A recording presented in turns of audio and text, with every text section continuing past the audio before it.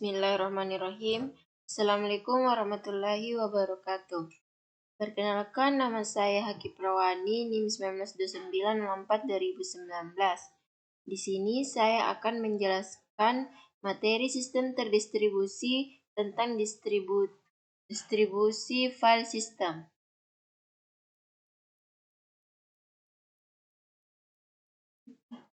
Sistem berkas terdistribusi adalah sebuah sistem di mana banyak pengguna dapat berbagi berkas dan sumber daya penyimpanan.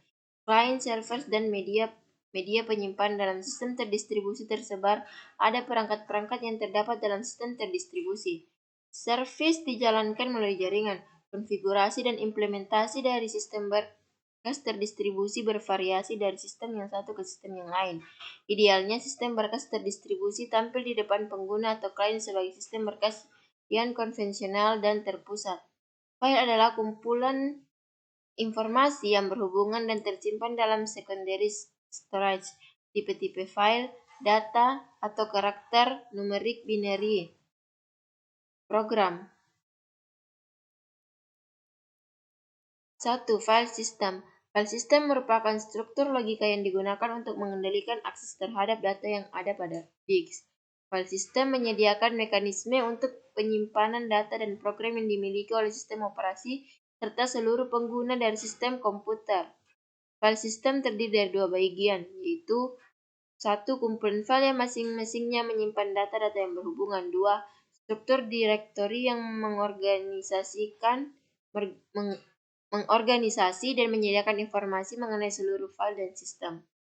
Masing-masing sistem operasi menggunakan cara yang berbeda dalam mengatur dan mengendalikan akses data dalam disk. Cara pengaturan dan pengendalian ini tidak bergantung pada spesifikasi dari perangkat keras. Misalnya, suatu hard disk dengan spesifikasi yang sama dapat menggunakan file system yang berbeda. Struktur logika dari suatu hard disk memiliki pengaruh yang besar terhadap kinerja, daya tahan, dan pengembangan dari suatu disk. Penetapan file system dalam suatu disk dilakukan pada saat disk tersebut diformat. File system merupakan interface yang menghubungkan sistem operasi dengan disk. 2. Karakteristik file system. File system bertugas dalam organisasi, storage, retrieval, atau memperbaiki penamaan, sharing, dan proteksi terhadap files. File dikirim ke dalam disk atau non-volatile storage media lainnya. File meliputi data dan atribut. File system didesain untuk menyimpan dan mengatur banyak dan besar file dengan fasilitas untuk membuat, memberi nama, dan menghapus file.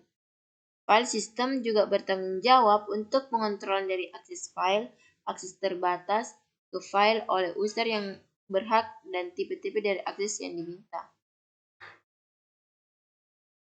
Contoh file system. 1. DFS atau Network File System.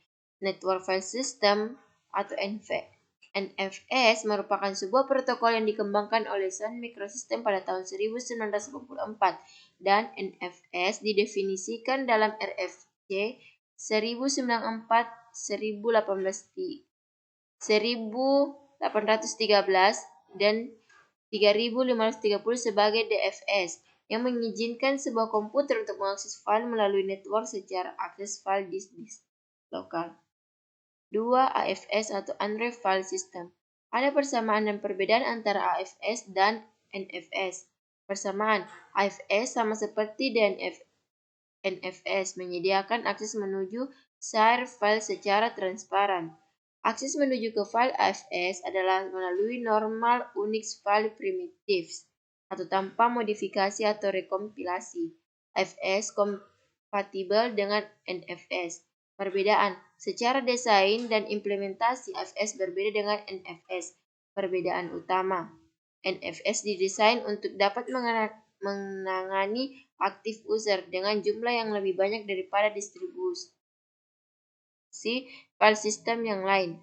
Kunci AFS untuk menangani jumlah activers yang besar terletak pada kemampuan caching seluruh files pada client node.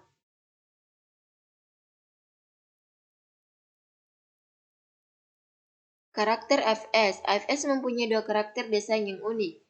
Whole File Service, seluruh konten dari direktorat dan file dikirim kepada komputer client-oleh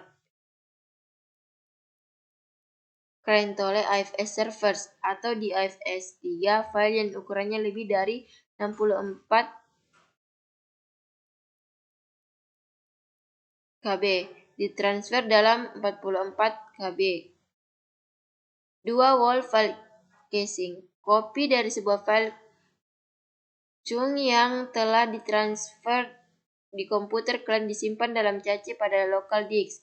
Cache di sini mengandung ratusan file yang sering dipakai di dalam sebuah komputer. Akses kontrol. Dalam sistem file Unix, hak akses diperiksa berdasarkan mode akses atau read, write, execute. Ketika membuka file dan identitas user diperiksa ketika login. Dalam sistem file terdistribusi, hak akses harus diperiksa pada service RPC unprotected.